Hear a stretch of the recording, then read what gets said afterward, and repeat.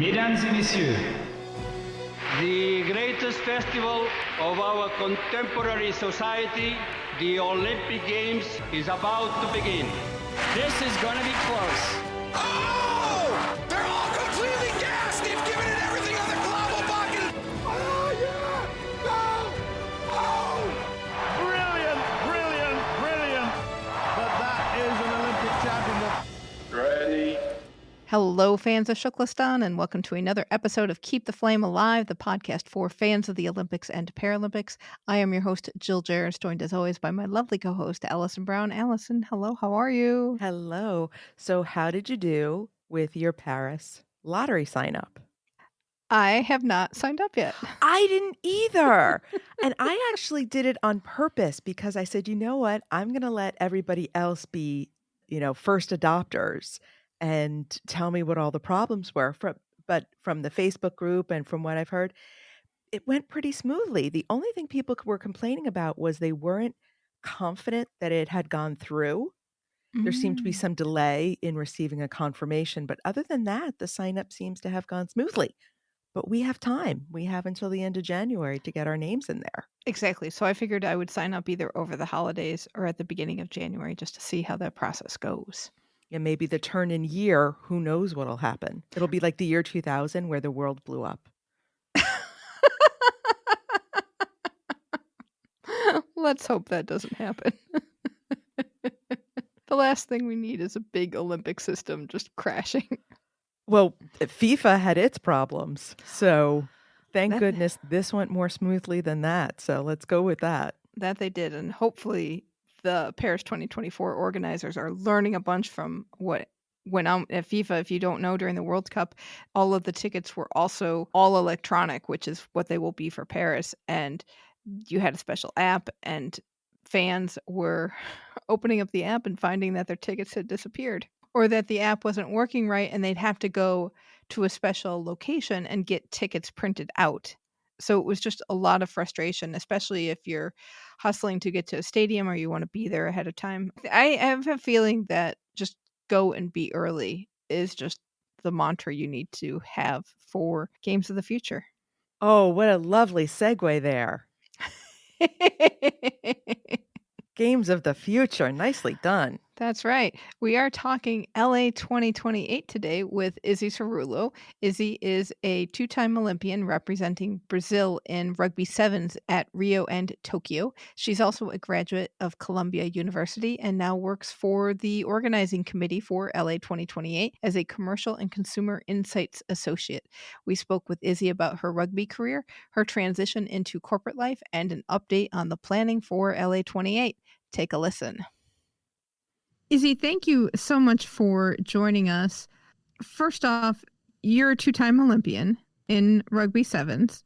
What is it like to be on the other side of the organizing element of the games? I'll just introduce myself. I'm Izzy Cerullo, a two-time rugby Olympian for Brazil. I retired from international rugby in January to join LA 28.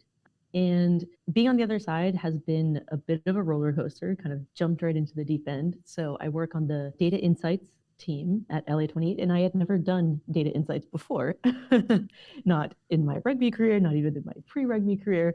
So everything is pretty new, and there's a lot to learn and so many layers to the Olympic and Paralympic Games and also the Olympic and Paralympic movement. So being on the other side gives me that perspective of how big this operation is on many levels, but also a really interesting window into how to bridge what happens on one side to what happens on this side of the organizing committee. So it's been a really interesting road. I think I did a fair bit of work to prepare myself for this career transition, which I'm really happy to dive more into that. But being on the other side is really just kind of opening my eyes up a little more to the scope of the operation and also how important every stakeholder is in this big, giant thing that we call the Olympic and Paralympic Games. So from the athletes to the fans to inside the organizing committee in every department, there are so many moving pieces. And what we're trying to do here is make everything mesh really well and deliver a really unique experience to the city of Los Angeles and the world.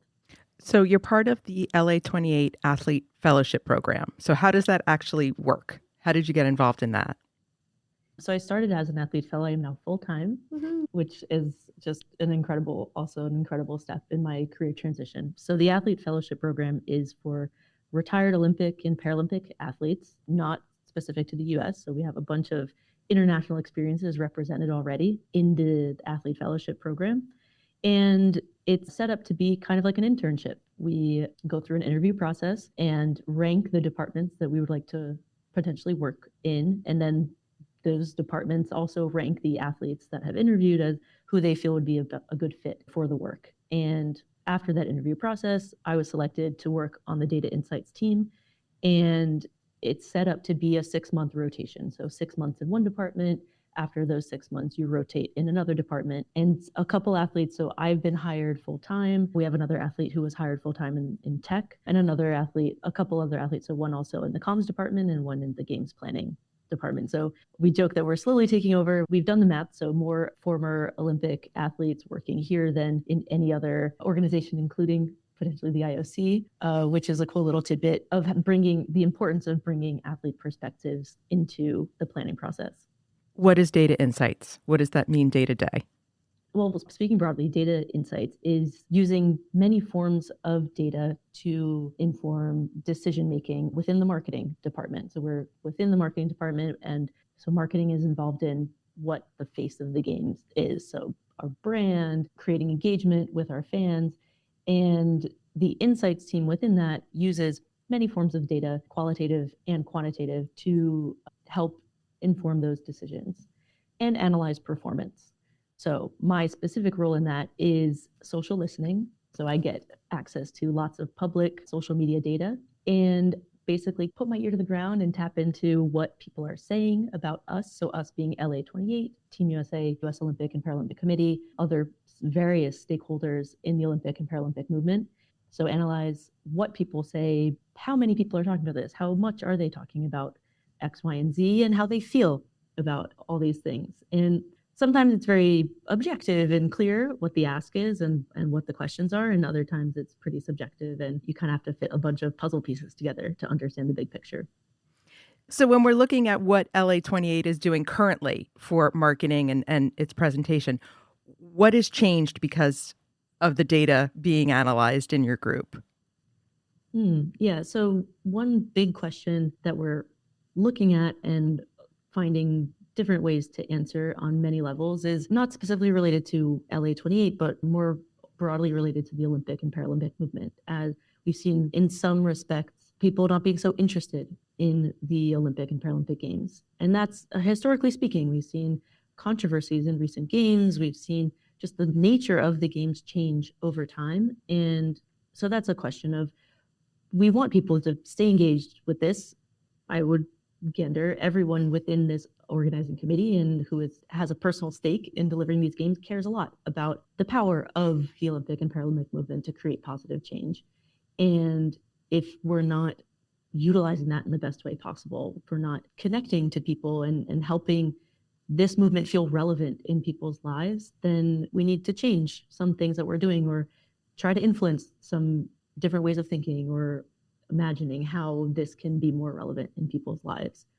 So that's a really big question that's very, very broad, but that's an example of the data within that is trying to tap into, on my side, like, what are people talking about? Are they engaging content with other aspects of the brand, just sports in general, and how they feel about these things? And we can track that over time. We can analyze that in many capacities. So that's one example of things that data is doing to help inform some decisions. So we are 5.5 years out. Where are we in LA with the process? I mean, it was awarded early. You had 10 years. Now we're kind of in that normal process. So I know we're coming up on the calendar and coming up on the sports program, but what else is actually being decided right now? Yeah, right now there are a couple interesting things on the horizon, and I can't give any details, but soon the public will know like what sports will be held where. And I mean, if we had to put on the Olympic and Paralympic Games tomorrow, LA is ready. Like, that's the cool part, is that we have state-of-the-art facilities. We have a city whose infrastructure, and people can complain about traffic and all that jazz, but we have a city whose infrastructure and logistics is ready to receive international fans at an enormous capacity already. And we see that with not only sporting events like the Super Bowl, but also cultural events like the Emmys and the Grammys and other awards events. So that's just, and let's not talk about like BTS filling stadiums for their shows. Like there are just many examples in the way that LA is already equipped to put on world-class events. So on the horizon is just how to optimize that for the Olympic and Paralympic Games. What more can be done to make that experience the best possible for every stakeholder that will be a part of that? So that's pretty exciting. But also, because we're so far out, we do have the luxury of yet another Olympic and Paralympic Games ahead of us that we can learn from, observe, identify potential opportunities, and really use this time as best as possible to craft what will be the LA brand that we want to put on the Olympic and Paralympic Games. What is the pressure like, or do you even see a pressure with knowing what Paris is going to be doing and you see the changes they will be making? How does that affect the planning and not trying to one up it, but make it very LA and make it very special Olympics as well? Yeah, that's a great question. And yeah, nobody will see that I'm smiling a lot with that question because my experience as an athlete, especially within a team sport about pressure, is that when you embrace that pressure, it makes you better. We will be pushed to push the envelope. We will be pushed to reimagine things and be innovative so that we can one up the next Olympic Games and to make it memorable enough moving forward. So that sort of pressure is an opportunity. It's not that it's easy to handle. Like pressure does make you feel nervous or anxious, but being able to lean into that as an opportunity to identify what LA can do better or differently or in a way that is just more relevant to our city, to our communities, is really where those opportunities lie. So there will be pressure, of course. Paris, it's a classic city. They have a memorable brand and very already because of its history and just launching their mascots. But that is also, those are all ways for us to already start thinking about, and we already are in a lot of ways, thinking about how will those changes and innovations push us to level up and hopefully surpass any expectation. When you're looking at the LA plans as they stand currently, what's something you're really excited about when you look at it and say, oh, I want to go to that. I want to see that in reality? Yeah, that's a great question. And yeah, I have to watch so I don't spill any beans right now, but it'll sound a little cheesy. So I am actually more excited to, so there are a couple of things. One hand, I was at Rio when Brazil was hosting. So being in a home stadium with a home crowd, being a part of that environment is special. Like there's no other word. The energy is electric. It seems to mean more when you're in the place where people feel like it's home. And so that'll be really special, being able to be in LA all this time leading up to it, and then being there, seeing Angelinos embrace the experience of having it in their backyard and in their homes, essentially. But one thing that really does make me even more excited is in this lead up, there is such a focus now on youth sports. So LA 28 has put in, it will be, by the time 2028 comes around, a total of like $160 million in youth sports in Los Angeles.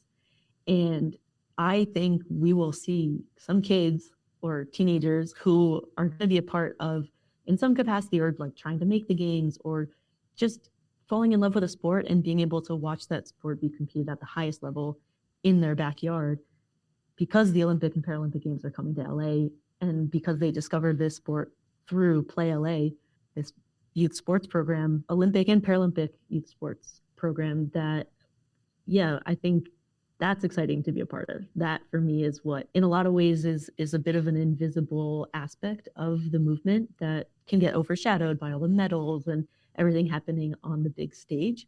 But the big stage is the tip of the iceberg. And there's going to be a lot happening from now up until 2028 that, especially in Los Angeles, in communities here, that will help people see how deep the movement really is and the impact it can have on people's lives.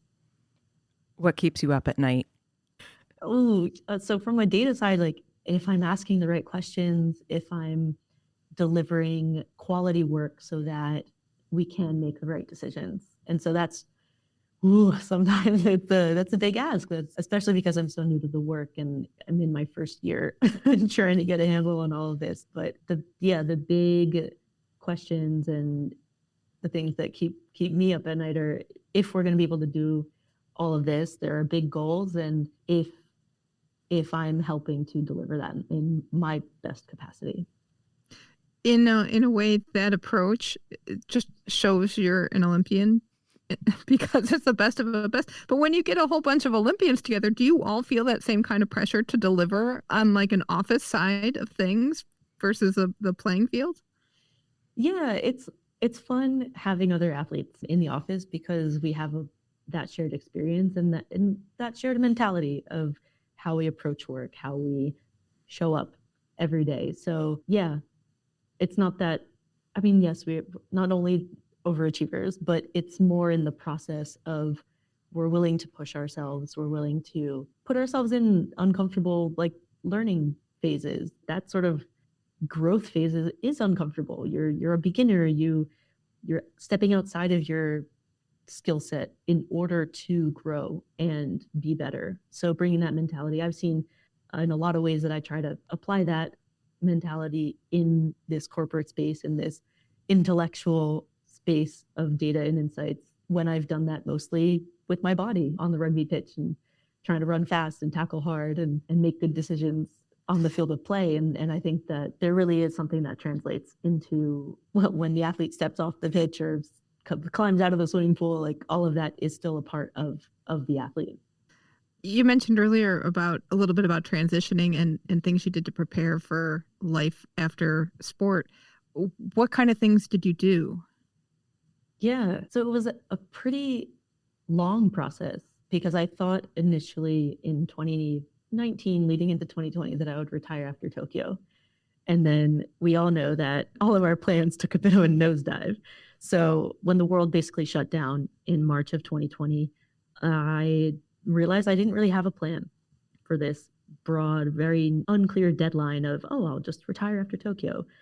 I was like, if I had to retire tomorrow, I have absolutely no idea what I would do. And I had to do something. So before I moved to Brazil to be a pro rugby player, before I chose being a professional athlete as the path that I would follow for almost 8 years, I was going to go to medical school. I had everything lined up. I told my parents, hey, if this doesn't work out, if trying out for Brazil rugby doesn't work out, I'll send in my medical school applications. I had taken the MCAT. I had everything that goes into a medical school application lined up and signed a contract with Brazil Rugby, ended up not applying to medical school. And so then in March 2020, 7 years later, I realized I have no plan. Everything has expired from that phase of my life. The MCAT score expires after a few years. I was like, what am I still interested in that I could kind of hop slightly over horizontally into? And I decided to prepare myself for physical therapy school. I was like, I can be a doctor of physical therapy.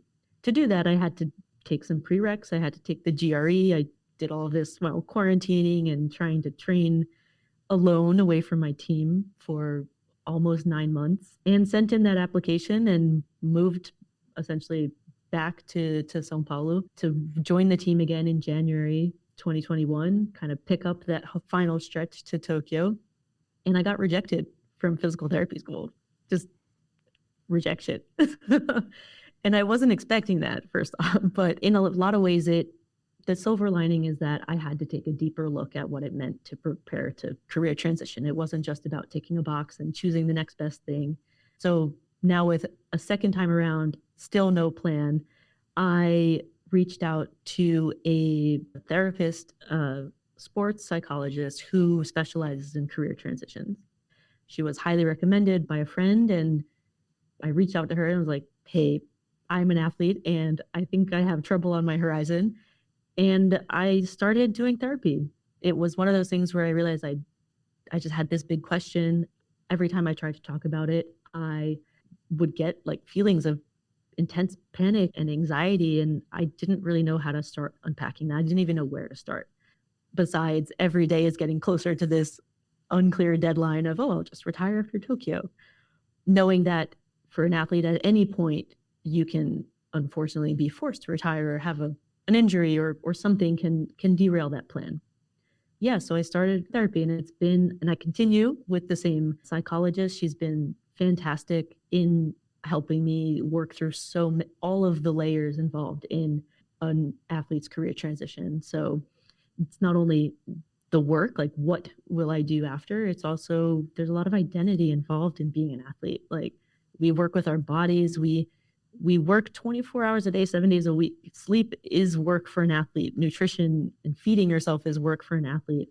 And all of a sudden, I had to reframe, what is my work for me now? It's not my complete identity, nor was being an athlete my complete identity, but it's unpacking all of those layers. And yeah, and then also I feel like a total beginner in my role. And that's weird because I had an entire career before and reached this like pinnacle of success that a lot of people put a lot of value in. But I walk down the street, nobody knows who I am or what I did, or in a lot of ways that you have to confront a lot of those things that do come up that are a lot more unexpected than I was like, oh, I just have to choose a new career and things will fall into place. And it's been a process of trying to be open and vulnerable, mostly with myself, about a lot of stuff there to unpack and work through. Did the Brazil Olympic Committee have any kind of support in that area? No, it's still an area that's pretty new for, I mean, and not just for the Brazilian Olympic Committee, but I think for a lot of Olympic and Paralympic committees, there's a lot of value placed in the athlete when they are competing and working towards medals and in that present work. And unfortunately, there needs to be a big paradigm shift in what the value of an athlete is when they are no longer competing, because they've built up a big toolbox of skills and experience and a lot of stuff that can be applied in so many different areas, but making sure that those connections and bridges are made and that an athlete feels prepared and supported to make those next steps is really important. So I didn't receive any like institutional help from the Brazilian Olympic Committee, and even the rugby union was really open in when I told them of my decision, but it's something that I try to be open with my former teammates, other athletes that I meet now, and like who reach out and want to know about the fellowship program, which is just a key piece in an athlete's career transition. This program is an example of a possibility and a real opportunity to help athletes bridge those first few steps. So yeah, I try to be open about my experience so that it's not that people should do exactly what I did, but I try to show that there are ways to go about it so that you feel supported and that you have resources, because it's a big process. There's so much involved, and I wish more people really understood how much is involved at so many levels, the personal, the professional, mental, emotional, retraining your body. Like that's a big old thing too. Like, yeah. How do you deal with not having 8 hours of training a day? So the first couple of weeks it was a bit of a relief. Like I could finally rest and I realized how much I really needed that. But then a couple of my therapy sessions were about like, I go to the gym and I feel this pressure to push myself to a limit that my body remembers being in. And then I would feel pressure if I didn't do that. I would judge myself like if I didn't show up at the gym and like absolutely wreck myself because that's what I was used to. And it took a while to just be more intuitive about what I want to do physically and why I want to do things. So when I retired, I didn't touch a rugby ball for almost 6 months. I moved to LA and I knew that I needed time because I was grieving loss of my team, of my teammates, of this thing that I did really well. And I'm not a part of that space anymore. It's a grieving process. And I knew that I needed space to go through that instead of just hopping onto another team and trying to fill some gaps. And I'm grateful that I was able to like verbalize that and had a professional who was like, hey, let's take a look at this a little more closely. And so I did. And then when I still watch some games and I know what people are feeling. I know I can put myself in those situations and experiences. And now I have my first rugby scrimmage coming up for a club, and I'll be playing 15s, which isn't 7. So it's a way to step into a new role, because I realized after that like 6 month mark, 5-6 months, I missed rugby. And then I was able to tap into how I was feeling and understand, oh, I still want this to be a part of my life, because I've seen so many other athletes who retire either on their own terms or not, and feel like they have to have a break from sport in general, or feel like they can no longer relate to sport and then cut it out of their lives. And I knew that it was going to be important for me to understand how I felt, if that was going to be how I felt, and really grateful that now I'm tapping into the rugby that made me fall in love with the sport. Like, it's 15, it's team culture driven. It's the game that Izzy from more than a decade ago saw for the first time and fell in love with, and I get to tap back into that. So yeah, it's kind of cool relearning a bit. And then I go to the gym maybe 2 times a week, 3 times a week, which is very different. Picked up beach volleyball a little bit here. I started biking, like doing all these other things that I can take advantage of because I have more time. I don't have to just play rugby and prevent injury. Did your club now know who you were coming in, or did you just say, well, I've been playing rugby for a few years? Yeah, that's funny. So I also held off on joining a team because I knew there was going to be some icebreaker and I would have to tell everyone. So yeah, I went to my first practice, and like I had obviously talked to like the club president, like, hey, I want to get involved. And so she knew who I was. And then like one other person who had like saw me at an event or like had reached out, they handled the social media for the club. So they'd been like, hey, doors open for whenever you want. So they knew who I was. But then it was the icebreaker at practice. So I was like, hey, just name if you've ever played rugby before and like how many years you've been playing. It was one of those like, hey, have. And then obviously I was like, all right, we'll just get it over with. Like, yes, played for Brazil for 8 years. And yes, I went to the Olympic Games. But then there's always a crop of new players. So the following week, there were people who weren't at that first practice who showed up. And then I was warming up my passing with someone, and they're like, yeah, you have a really good pass. And I was like, oh, I put some time into it. And then like someone goes over and like whispers in your ear, and they get all bashful. And I'm like, no, I'm a person. Like, I still have to warm up my pass. Like it's, oh man. So it's funny to me still. Like it's pretty surreal for me. So most of your rugby was played in Brazil in Portuguese. Is there any difference in playing in the United States and then playing in English? Yes. And that's hilarious because now my brain is pretty ingrained for rugby in Portuguese, and practice, it's from 8 to 10 p.m., which is like how clubs normally train. And my brain is tired by the end of the day. And so sometimes I don't have the words in English still. I'm still practicing. I tell everyone, I was like, you have to practice communication. It's just like any other skill, like repetition. So that's something I say to the team so that I do it too, because I'll be like running a line or I'll want the ball and I'll like, how do I say that in English? And same thing when I moved to Brazil, I had no rugby experience in Portuguese. So my first tryout practice with the national team, I wanted a skip pass. And I had no idea how to say that in Portuguese. So I just like shouted and waved my arms and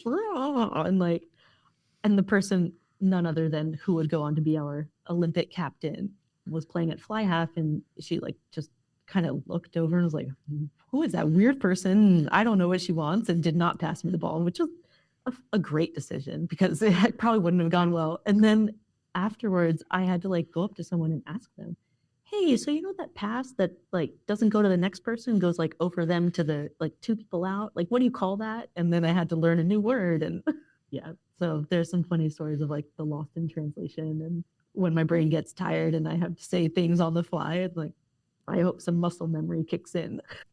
Well, this leaves you very safely being able to trash talk, because your trash talk will all be in Portuguese and they'll just get the feel. They won't get the words. Yeah, but there's some pretty colorful things you can say in Portuguese. I think even without a translation, people won't know what it is. So you mentioned before that the LA 28 office is filled with former athletes. How does that affect the office environment? Does everybody have a treadmill desk? And is there that kind of feeling to it? So I'm pretty sure everyone, or almost everyone, has a standing desk that they can put at the right height. But yeah, we've had a couple groups sign up for like beach volleyball together, and we did a team with like an office table tennis tournament. So that got quite competitive quite quickly. Is all I'm going to say. Gosh, I lost in the first round. It's rough. If they still do like city office softball teams, like, could you imagine playing LA 2028? That'd be awesome. We got the lawyers here. Oh, great. We're playing the former Olympians today. Yeah. But I mean, it's fun because it was great fun. We put together a beach volleyball team that had like 4 or 5 former Olympians, and we were not very good. Like, none of us are volleyball players. So competitive, sure. Willing to go all out, running around in the sand. Oh yeah. But coordination wise and like hitting skills wise, I mean, we got better with time, but it was one of those funny moments where like, I hope nobody asks what we do or why we look athletic. Well, to be fair, Izzy, you are not physically built like a beach volleyball player. Right. This is what I tell everyone. Like, hey, rugby, not volleyball. See, and I can say this to you because you are still taller than I am. Yeah, which means I get all the digs, but getting over the net sometimes is hard. You like me fit under the net. Unfortunately, you can't do that either. So when you started working in the office, were you starstruck by any of your coworkers?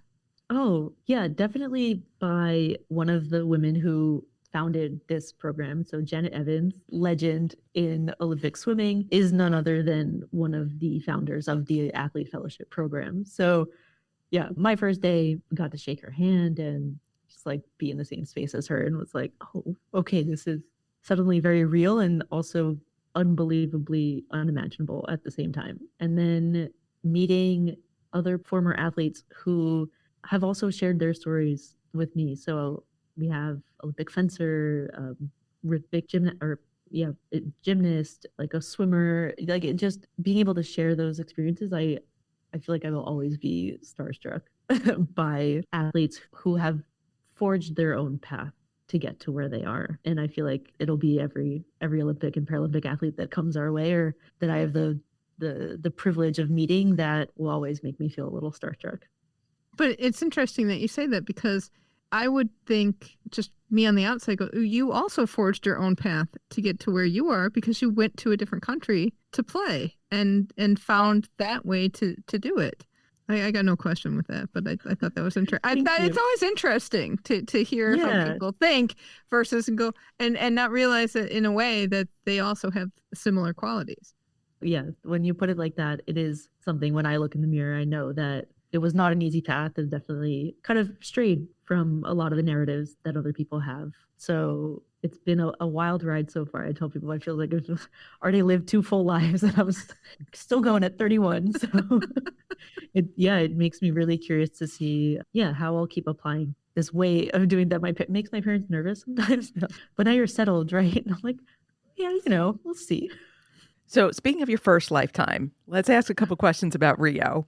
And I mean, you were playing on the home team in Rio as rugby is being reintroduced into the Olympics, and certainly women's rugby for the first time.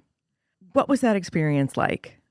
Yeah, that was a crazy experience because I was on the team for about 2 years when I played in Rio. So it was like a race against time. I moved to Brazil during the World Cup in 2014. Definitely don't recommend doing anything in Brazil during the World Cup because like the country shuts down. Like it's very hard to get furniture delivered. Just it's a hard thing.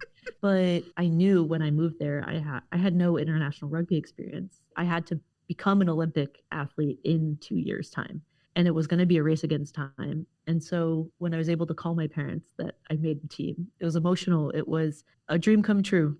It was a bit of proving not only to myself, but also to them and to anyone who has a dream. Like I had to crowdfund my way to Brazil, first of all, to make this all possible. My parents were very clear. They supported me, like, yes, emotional support and all that, but it was my dream. So implicitly, I would have to make that happen. So I crowdfunded my way. I asked friends and friends of friends, like, if you have ever had a dream or if you like the Olympic and Paralympic Games, dream an Olympic dream with me. And so being able to make that dream possible in 2 years' time was one of the hardest things I've ever done. But also I was like a bit of a bench warmer. Like I was still this reserve player for our Olympic captain and another very experienced player in that position. So I got like 30 seconds of playing time each match maybe and made the most of it. Like in our final match, I scored a cheeky chip kick try, like with a home crowd going nuts. Like there is no experience like it. It was beautiful to see. There was also a lot of doubt if Brazil would be able to pull it off in a lot of ways. And being able to see the Brazilian people just rally behind this seemingly impossible mission of welcoming the world and doing it in Brazilian style with flair and friendliness and creativity, and then being able to feel real pride in representing that sort of attitude of, yeah, we don't have all the resources that a lot of other countries have, but we're going to do this in a way that will be memorable and special. And we can say a lot of things about the legacy or not left behind, but being able to feel that pride, for a lot of pride in Brazil, or about my family. My parents left Brazil with the clear intention of never going back. At the end of the military dictatorship, they made the decision to kind of close a door on Brazil and become American. And they did that. In their minds, they raised American kids. And I came with this crazy idea of going back to a country I'd never lived in before to tap into that identity and those roots, and being able to call them up and be like, hey, we're going to represent our country. And they became Olympic in that moment too. Tokyo was very different. Oh, yes. No fans, not being home. What was that experience like as an athlete? Yeah, it was bittersweet. It was very celebratory in the sense that we made it. Like there was this just collective solidarity in the village between teams as well, especially in rugby, of like, we made it here. And that's essentially for a lot of teams, that was what mattered. That was like, I knelt with the Canadian team because they were protesting more safeguards for athlete safety in the Canadian Olympic Committee. So yeah, knelt with them against athlete abuse and discrimination. Also with Great Britain, who was taking a stand in a lot of ways. So yeah, Tokyo was very, very different. My family had tickets and everything, like an entire trip planned out, and had to know that they would be tuning in a different time zone, on TV, online for streaming when it wasn't broadcast, because rugby, again, is not as popular as other sports. But it was also, for me, it was one of my best tournaments individually. I knew I had done everything possible to be prepared and to be at my peak at the right time. I think that's what every Olympic and Paralympic athlete dreams to do, is peak at the right moment, to have that pinnacle performance at the biggest and most important tournament. And I was able to do that objectively. I was physically in the best shape of my life. Tactically and technically, I knew the game better than I had ever known it and studied it, and was just ready to perform under pressure. And I had also a few months of therapy under my belt, because while I was preparing to transition, I was also tweaking my mindset and being able to adjust those final details of mental preparation for the games. And so, yeah, for me, it was this feeling of just being exactly where I needed to be, knowing that it was going to be over way too fast, because that was the thing that stuck with me from Rio. Is like, you prepare. I had 2 years to jam pack with all that preparation, and then a week later it's over. So I knew, that's what I told all the new people, like, hey, goes by really fast, just soak it all in, be in the moment, get off your phone. So I knew I just tried to be as present as possible and really leave it all out there. I poured my heart and soul into those moments that we had, and appreciated it, because in early 2020, I didn't think that was going to be possible. So there was also this layer of just profound gratitude to be able to do what I love next to people that I love and care about, for the purpose of representing a country that I've fallen in love with. And that means a lot to me. So it was bittersweet. Also, like, empty stadiums, knowing that people continue to this day to die from COVID. And we were doing what we were doing because it's big entertainment and it generates a lot of money at the end of the day. But on a personal level, it did mean a lot. And it was really special. Random Tokyo question. Did you ever have an encounter with the little vehicle car robot that would bring the rugby ball onto the pitch? Yes. Yes, that is also one of my brother's favorite parts of the game. The only thing he asked me was like, "Can you get one?" And I was like, "No." Yeah, they're fantastic. They zip on to deliver the ball at the beginning of the game, and then zip at halftime they deliver the ball again, and yeah, it's a nice little feature. During Tokyo, we kind of had a little car watch, between rugby and athletics, and wherever these little cars showed up, we got very excited. I love it. I think it's fantastic. And yeah, so for the Olympic game, Toyota is a sponsor, so it was like a little Toyota truck. And then during the World Series, which are the other tournaments year round, DHL is a sponsor. We have a little DHL truck that delivers the ball. It's fantastic. Yeah. You are a rugby player in your soul. Are you ever in the office and just want to take somebody down? I cannot comment. There are moments, I won't say in the office, but just in life, you're like, oh, I could be physically prepared for if I had to intimidate someone or hold my own for some reason in a physical altercation. Yeah, rugby definitely gives you those life skills. But I would definitely just run in the opposite direction. No, we don't. No tackling in the office. It's very civil and cordial and professional. But if somebody puts a rugby ball on the floor, all bets are off. I do want to do a rugby clinic with the office, and we'll play touch rugby. I've told everyone, like, there's no tackling, don't worry. But just like the ball movement of, I think the wonderful, insane part about rugby is that your support is behind you. You don't actually like really know what's happening. You don't have eyes in the back of your head. So you have to communicate really well. You have to have your head on a swivel, sure. But you also have to have a lot of trust. And so I think it would be really, really wonderful to, and I tell people, like, don't worry, there's no tackling. We'll just like, you touch someone with like tip of your fingernail counts. That's how you stop someone in touch rugby. So I think it would be really cool. Thank you so much, Izzy. You can follow Izzy on Twitter and Insta at Izzy Cerullo, and we will have links to those in the show notes. It's time to give a patron shout out.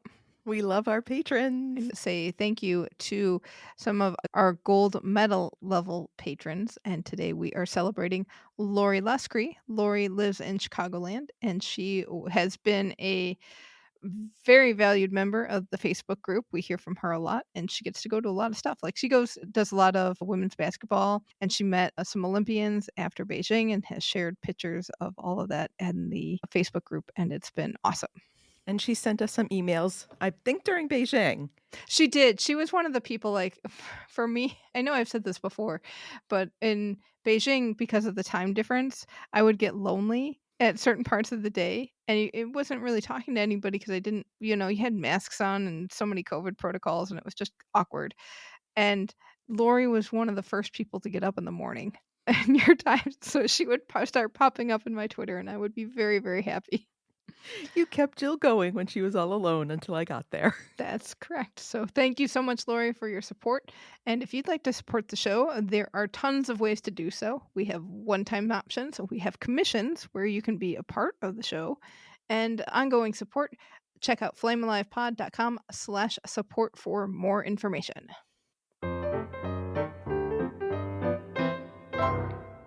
That sound means it is time for our history moment, and all year long we've been focusing on Albertville in 1992 as it is the 30th anniversary of those games. Alison, it's your last story for the year. What do you got? It is my last story, so I am talking about the closing ceremony, which happened on February 23rd, 1992, and they had another spectacular ceremony. We'll put links to videos of this, but it really is such a joy to watch. And we came back to the Théâtre des Ceremonies, which was, as we talked about before, a temporary venue shaped like a circus tent. So the circus theme continued from the opening ceremonies. We had the women dressed as snow globes. They returned. Wait. Were the women in snow globes very happy to be moving the snow around, or was it the same where it kind of varied? It definitely varied. And there was less moving of the snow because, in the closing ceremonies, all the athletes marched in together, and the country snow globe ladies came in as a group. Oh, that's cool. They weren't leading each of the teams in. So there was definitely less swooshing of the snow. I did not specifically look for Swaziland, who was so poor in her snow sweeping at the opening ceremonies. We'll link back to that story because that was a lot of fun. Flying was a big theme in this ceremony. A man flew in on a wire, pedaling a wooden bicycle, wings on it so that it represented the dove. So as he Oh, pedaled, the wings would flap like a bird. very nice. Because we are also the first games after Seoul 1988 with the infamous dove fry, which we will talk about next year, I am sure. Absolutely. So nobody was fried at the ceremony. There was an angel that flew in to extinguish the cauldron. And there was a silver-clad man who also slid down on a wire to lower the Olympic flag. So people were flying on wires all over the place. Lots of acrobats, lots of dancers. We also had the amazing costumes, which we talked about at the beginning of the year by Philippe Guillotel, and the choreography again by Philippe Declouflet. And at the very end of the ceremony, they did a country folk dance with all these children and all these people in folk costumes, and it involved a lot of kissing. Each Okay. would kiss their partner like 2 or 3 times throughout the dance, and I'm like, "Man, I hope you like who you got stuck with."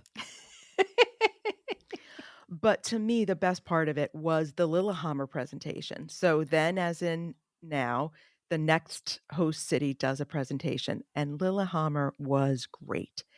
Their show included illuminated Viking ships, elf children, an ice bear, some singing Nordic goddess. I don't quite know what she was saying. It didn't matter. She was beautiful and ethereal. And they were pretending to row the ships, and the shields would light up. And they had lots of children that looked like what eventually became the mascots, the 2 children for Lillehammer, and those costumes. So much fun. I wonder because Lillehammer was only 2 years away, if some of those elements were just so well developed.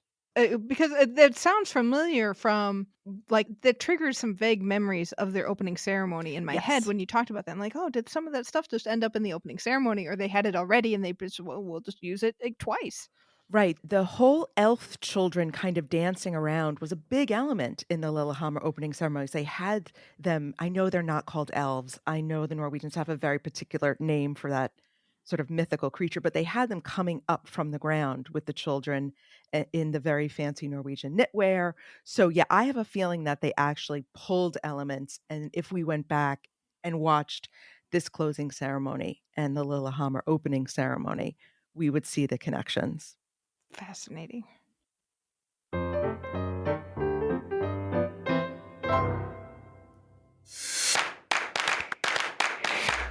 Welcome to TKFLASTAN. Now is the time of the show where we check in with our team Keep the Flame Alive. These are past guests of the show who make up our country of Shukflastan. Starting with some results. Annika Malacinski, our Nordic Combined skier, had a World Cup event in Lillehammer. There were 2 separate races. On day 1, she placed 24th, and on day 2, she placed 26th. Kelly Cheng and partner Sarah Hughes won gold at the Elite 16 Torquay Beach Volleyball Pro Tour event in Torquay, Australia. That is back-to-back golds for them in the 2 events in Australia. Excellent. And John Shuster and his team made it to the semifinals of the DeKalb Superspiel before losing in their quest to get into the finals. They will be playing again at the Karuizawa Invitational on December 16th through 18th in Japan. And some good news for our figure skating analyst, Jackie Wong. He was promoted to associate partner and senior expert at McKinsey & Company. So congratulations to Jackie. Olya Abasolo Ovtchinnikova has moved on from the International Testing Agency, and she has an exciting new opportunity that we're going to be looking out for. But congratulations for a job well done at the ITA. And Roy Tomizawa has been named the chief executive of SASN Executive Education. Roy will lead the executive education team in delivering practical, action learning-based certificate and custom programs to meet growing market needs. Competing this weekend will be Erin Jackson. She's going to be in the 500 meter and 1,000 meter at the ISU World Cup speed skating event in Calgary. See, this is not necessarily bad news, but there is a bad news element to it. Right. I saw this piece of news and I said, I feel like I want to raise our doping tone. Like, could we put it in a major key instead of a minor key to have it like the happier doping sound, if that's possible? The International Testing Agency announced that it has finished its London 2012 reanalysis program. So, because there were so many doping violations, the IOC said, hey, let's reanalyze them all. And so they did. They're finally done. As a result of the program, 73 anti-doping rule violations were sanctioned, leading to the withdrawal of 31 and the reallocation of 46 medals in 4 different sports. Okay, but I'm going to look at it this way. That means that 46 Olympic medals are now in the hands of the athletes who deserved them. Yes. Took a while. Took up to 10 years for some, but there has to be some comfort in knowing, like if you had that hunch someone was doping in your race and knowing that eventually the right decision and the right results were made, written down in the history books. You know, in one of our very early book club books where we talk about Shirley Babashoff talking about the violations that we know happened with the East German swimmers in 1976, she is still fighting to get that acknowledged and to get those medals allocated. So even though we've talked about all the bad things that happen when you don't win your medals when you should, but having that justice and having that medal in your hand is the way it should be.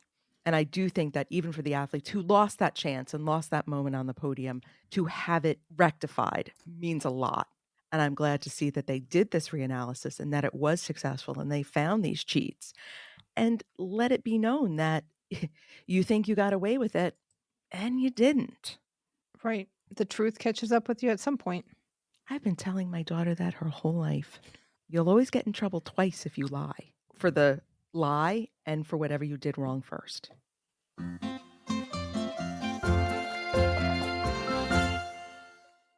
Oh, well, we've got some news from Milan Cortina 2026. And you know, that music is so happy. And this news just makes me angry because Gee, shockingly, we're having trouble with the sliding track again. We knew from the beginning that the sliding track was going to be such a bone of contention. right? So the town of Cortina d'Ampezzo, the town council voted to demolish the current sliding track that is there and build a new one in time for 2026 because the whole sliding center that they have is just not functional. And we don't have a sliding center to fall back on from Torino because that sliding center was so poorly built that it's not very functional. Does that one even exist anymore? Nope. Yeah, it was so poorly built that by 2011, they couldn't use it anymore. Right. So think of the millions upon millions of euros they're going to dump into this project.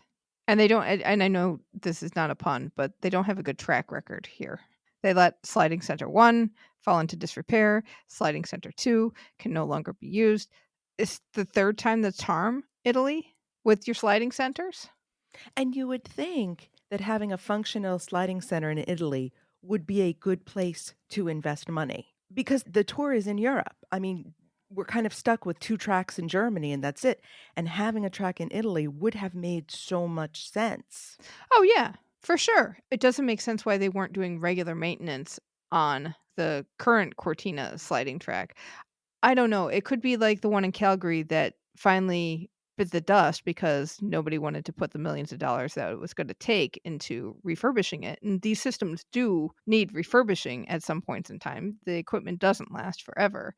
But according to Inside the Games, the new track is expected to cost approximately 80 million euros, nearly double the original price that they thought. San Moritz is looking better and better. Isn't it? Well, and I just want to firmly talk with all of the IOC members who voted for Milan Cortina to say, did you not know this would be a problem?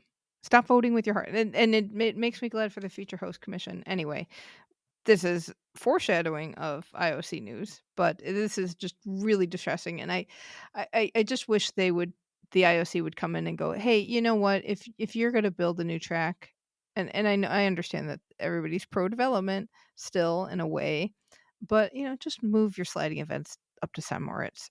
It's going to be so much better for you. I'm wondering if there's a real opportunity here for how can we develop a sliding center that costs a lot less money? That would be a How can nice.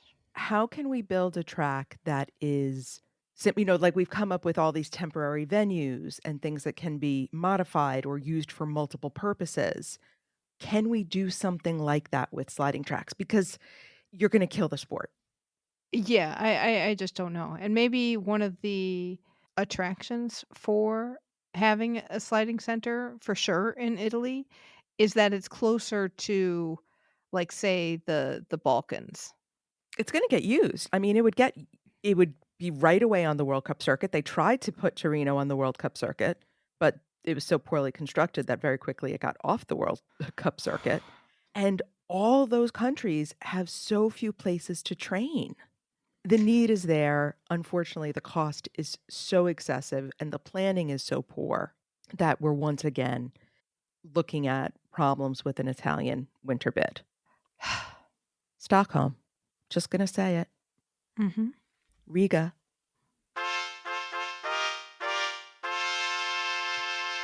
And speaking of Stockholm, as in we need to apologize to Stockholm and see if they want to go out on a date again. Yes, the IOC Executive Board met this week, and it is very clear that the Winter Games are in trouble. So much that the IOC was supposed to announce the cities that were moving on to the next phase of being selected for 2030, and they said, we're not doing this. There are so many issues with climate change that we don't feel comfortable announcing potential host cities right now. Climate change could reduce the number of cities that could potentially host the games. So they've already noticed that international federations have started changing their calendars because of this. Namely, I know that the International Biathlon Union, they have done that. But they're looking at some ideas. So they're floating around the idea of rotating the Winter Games within a pool of hosts who have existing venues. That's a big thing for them with the Winter Games now. Either existing venues or temporary venues. We don't want to see any new construction. There's a proposal out there that hosts need to show an average minimum temperature of below 0 degrees Celsius for snow competition venues over a 10-year period so that they can kind of be assured that there will be snow there. Because, I mean, if you award the games 7 years or more ahead of time, that could be the difference for somebody who's on the edge of having snow to not having snow. Could be a big problem. And we don't really want another Beijing where they're using all man-made snow again. So they want to take some time to study everything, put a 20 to 30 decision on hold. That means that there will not be an announcement at the next session meeting of which city has been selected either. They are also exploring the idea of having 2030 and 2034 awarded at the same time so they could have the extra time to establish a rotational system, much kind of like when they awarded 24 and 28 at the same time. That gave them some leeway and some extra time to set up this new system that we have for selecting the host cities. So, I don't know. What do you think? I think we all know climate change is such a huge issue in so many ways, and we don't know what things are going to look like 10 years from now. And climate change and the speed at which the IOC operates do not go together. So, on the one hand, it makes a lot of sense to say, okay, we'll have one North American city, one European city, one Asian city, maybe one Southern Hemisphere city, and we'll kind of rotate them through. But would that diminish the brand? Again, at a time when the Winter Olympics does not want to be diminished in any way. They're already struggling. So the idea being that if you're not going to different places, does that make it ordinary and not as special? Well, I think it depends on how many cities they have, because the interest in the Winter Games already has a kind of self-selected group. So if you live in Africa, you don't necessarily care about the Winter Games unless you happen to have some athletes who are competing in it. But it doesn't have the same broad appeal that the Summer Games do just because of accessibility to snow and ice. So I wonder if you did take a pool of 5 cities, well, that's 20 years between when you get them again. So that could be enough of a time. I wonder if anyone is considering moving any of the summer sports into the Winter Games.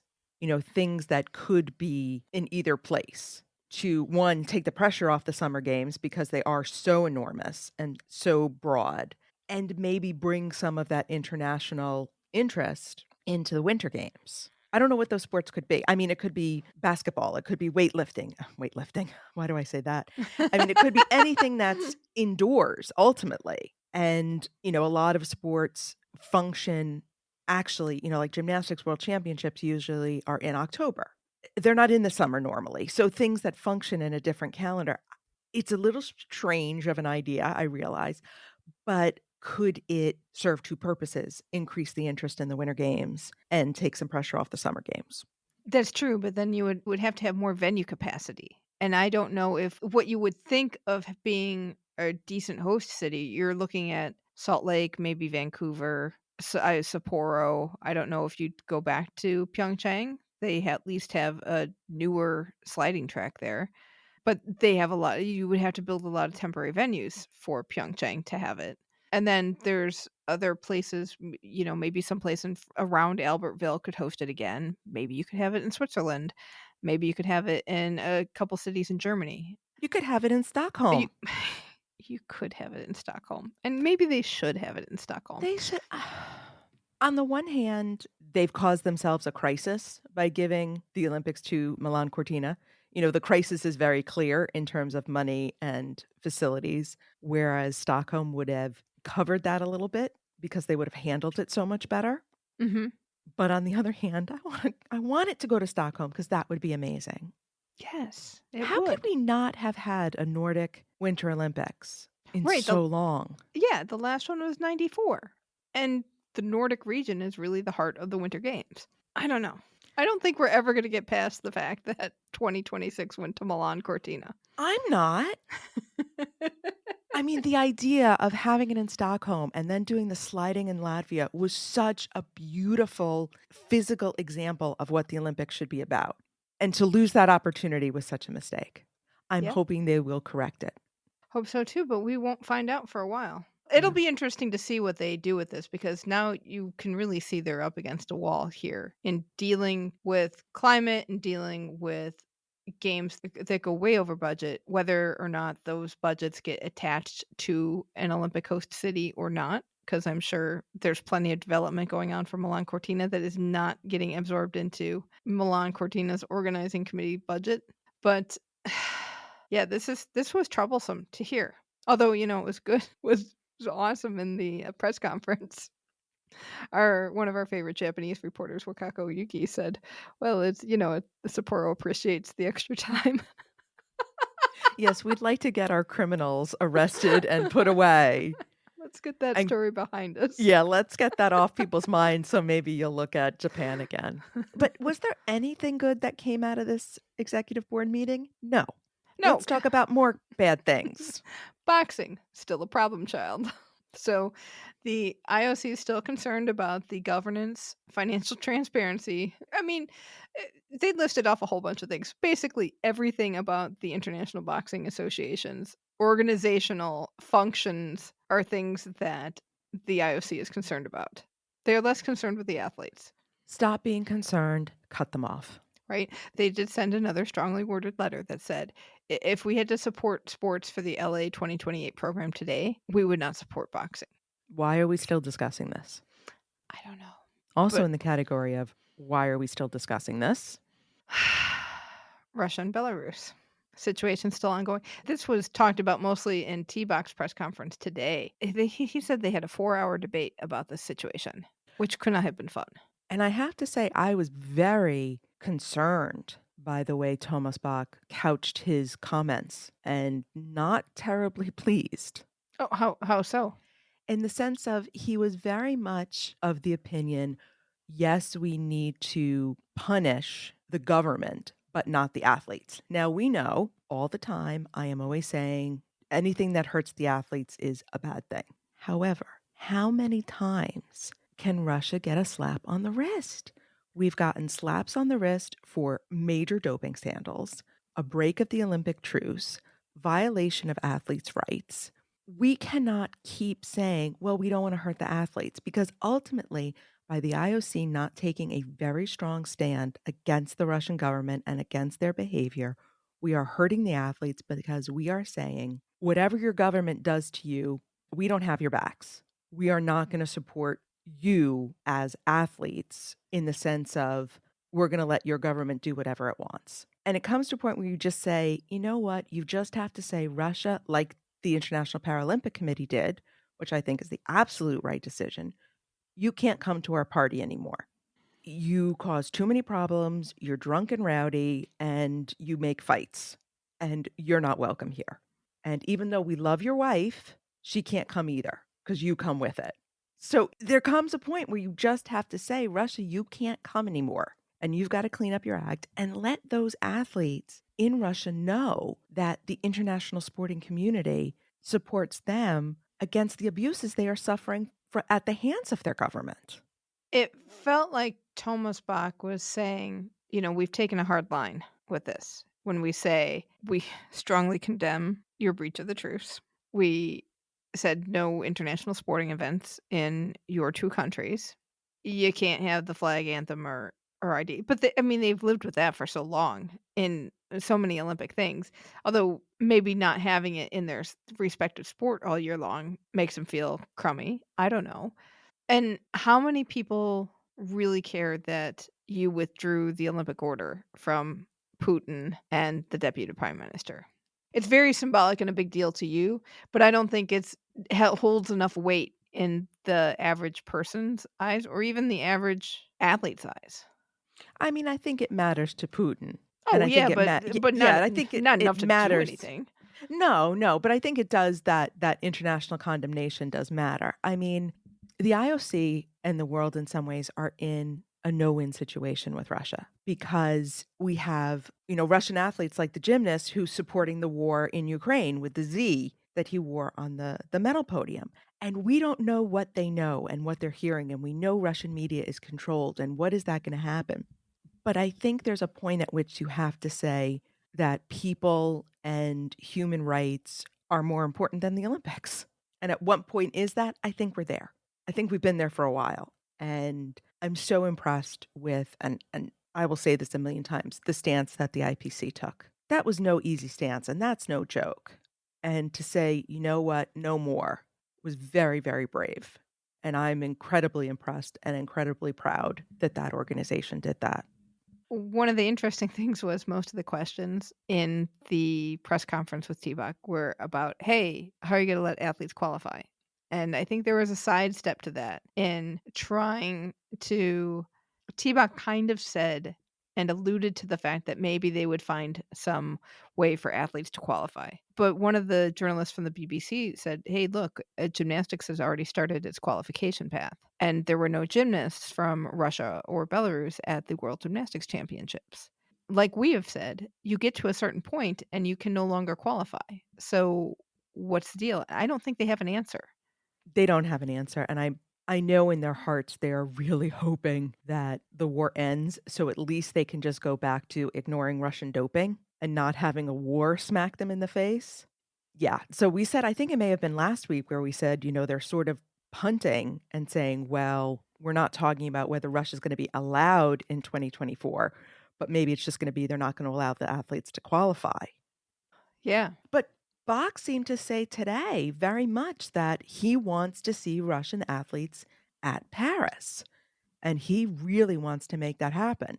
Clearly, he's arguing on the side of we want to punish the government, not the athletes. And there are a lot of people at that table who are where I am in terms of we've hit the wall here. We have really crossed the Rubicon. And I can imagine that 4 hours was rough. Yeah. And not for lack of caring. This is not a situation where people are apathetic. No, but I would agree with you. I think they would have hoped that the conflict would be over by now. And I think they keep hoping that the conflict will resolve itself, whatever that may be, or come to a conclusion so that they can make a clear decision and say, oh, you can qualify now. It hurts. Doesn't it hurt? Mm-hmm. It just, ugh. Oh, one last thing with the IOC. we haven't seen at the Olympics lately, North Korea, because they were suspended. Their suspension ends at the end of the year, so they will be back in. What does that even mean?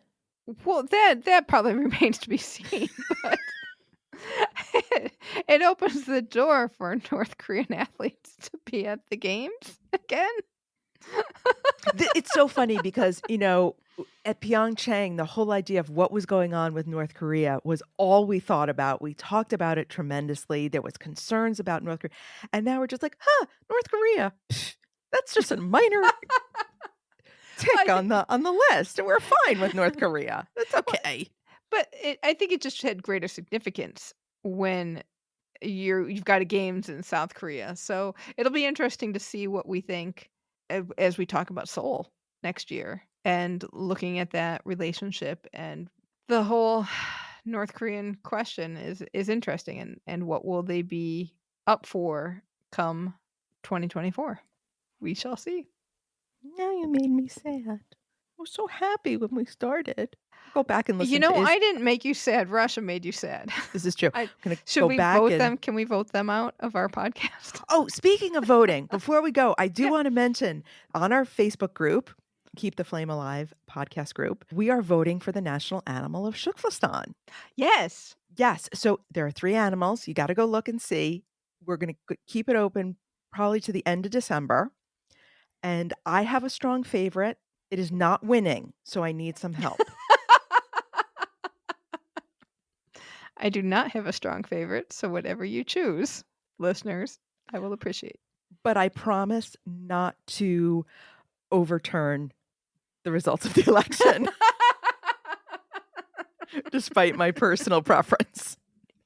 So go vote, yes, and be part of the group. It is a lot of fun over there. Oh, you know why? Because we're talking goalball. The goalball world champs are going on, so it's so exciting. As long as they don't play that song that they played in Tokyo. Oh, the Imagine Dragons? Yes. The special goalball song. Goalball. We're going to need an anthem. Get ready for that, folks. All right. That is going to do it for this week. Let us know what you're looking forward to for LA 2028. You can get in touch with us by email at flamealivepod@gmail.com. Call or text us at 208-352-6348. That's 208-FLAME-IT. Our social handle is at flamealivepod. And as I said, be sure to join the Keep the Flame Alive podcast group on Facebook. Next week, we're having our last movie club meeting of the year, and Film Buff Fran is back. We are watching The Cutting Edge, one of the classic ice skating movies. Topic. So, that is one that you want to put on your list for holidays. If you're going to sit on the couch for a while and watch some movies, you'll want to hear our discussion and then maybe put it on your list as well. So look forward to that. And in the meantime, thank you so much for listening. And until next time, keep the flame alive.